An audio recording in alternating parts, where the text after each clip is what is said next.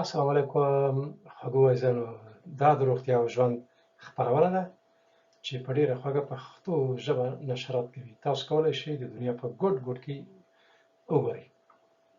راځئ عزیزانو چې د پروتینو د کمښت په اړه خبرې کوو. د پروتین د کمښت درې اساسي لاملونه ستاسې په وجود کې.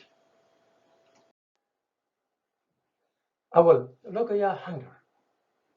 په دنیا کې ډېر هېوادونه شته عزیزانو چې د خوړو د کمښت خصوصا د پروتینو د کمبود سره مخامخ دي. هیله ده چې شتمن هېوادونه د دغو بېوزلو خلکو سره کومک وکړي. دوهم، پروتین نه جذبېږي. پروتین خو وجود ته داخلېږي ولې جذب صورت نه نیسي. قدرمنو عزیزانو علتونه یې ډېر زیات دي. درېیم، کله چې تاسو له حده زیات پروتین د پښتورګو له طریقه ضایع کړئ، مثلا ګلومیرولا نفرایټس دا د پښتورګو یو التهابي مرض دی. هیماچوریا، پروتینوریا، هایپرټنشن او ایدیما یې اصلي نښانې دي یا ساینه او سیمپتومز دي. البته هیماچوریا دا خپله په ادرار کې وینه ده او پروتینوریا دا په ادرار کې پروتین دي.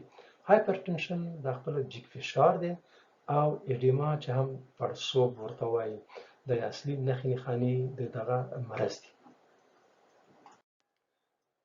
مننه قدرمنو عزیزانو د لیدو او اورېدو څخه مو له یاده مو ونوځي چې دغه مهم طبي چینل چې په خوږه پښتو ژبه نشرات کوي درسره سبسکرایب کړئ او د دوستانو سره شریک کړئ. په ټولو سوشل میډیاو کې د دنیا په ګوټ ګوټ کې تاسې کولی شئ چې هم یې واورئ او هم یې وګورئ.